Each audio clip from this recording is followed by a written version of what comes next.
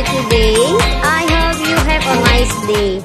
And welcome back to my video with me, Mem Tuti Herlina Sihombing.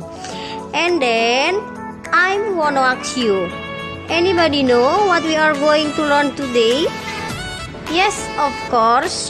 Today I will to try explain still about narrative text. Ya, hari ini kita masih tetap di materi narrative text. Ada beberapa hal yang belum Ibu jelaskan di minggu yang lalu. Oke, listen to me.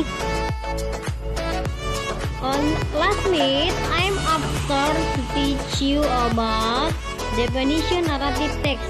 Tetapi now saya mencoba untuk mengulang agar kamu lebih ingat ya nak. A narrative text is an imaginative story to entertain people, atau narrative text adalah cerita imajinatif yang bertujuan untuk menghibur orang.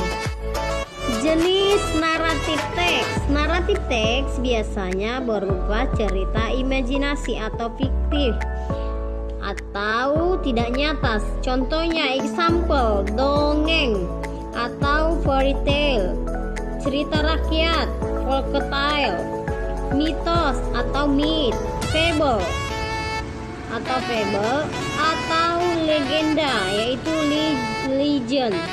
Nah, itulah jenis-jenis naratif. On the last minute, I'm not to teach you about language feature. Nah, kalau di dalam naratif teks, dia ada menggunakan language feature, yaitu yang pertama dia menggunakan direct speech, ucapan langsung. For example, you should go now, said Laras. Nah, itu dia contoh dari ucapan langsung. Nah, kalau yang kedua, in the second, indirect speech, ucapan tidak langsung. Contohnya, for example, the old woman said they didn't find the ring. On the truth, yaitu adjective. Kalau di dalam bahasa Indonesia, adjective itu adalah kata sifat. Nah, for example, dari kata sifat, contoh, beautiful, cantik, old, yang artinya tua, and then young, muda.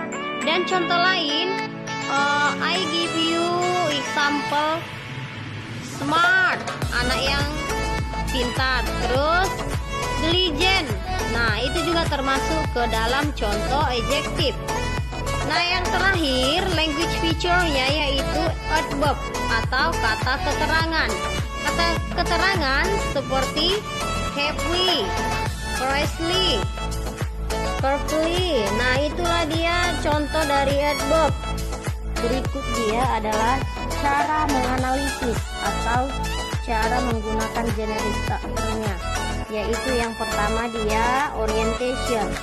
Nah, Snow White adalah contoh dari narrative text.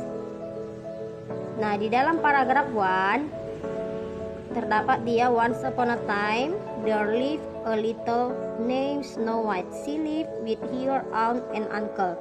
Nah, mengapa dia masuk ke dalam orientation? Karena di paragraf 1 dia itu adalah perkenalan nama tokoh-tokohnya, yaitu tadi ada Snow White, uncle, and auntie. Nah, sedangkan di paragraf kedua, ketiga, dan keempat dia termasuk dalam complication. Mengapa dia masuk ke dalam complication? Karena di paragraf kedua, ketiga, dan keempat permasalahannya sudah muncul. And the last paragraph, yaitu paragraf yang kelima, dia termasuk ke paragraf resolution. Why? Mengapa dia termasuk ke paragraf resolution? Karena di paragraf yang kelima atau paragraf yang terakhir, dia biasanya ada happy ending atau bad ending. Nah, di dalam teks ini dia terdapat the Snow White and the Seven Dwarfs life happy ever after. Nah, di sini dia adalah happy ending. I think that's all my explain about narrative text. And don't you forget about narrative text have 3 generate structure. Yang pertama itu tadi ada orientation, complication, resolution. Nah, kalau dia reorientation itu adalah bersifat objektif dan tidak harus ada ya, boleh ada boleh tidak. Nah, I think that's all. I give you assignment or homework. Okay, please analysis the text with us generic structure. Okay, I think that's all, and see you to another lesson. Okay, see you next week.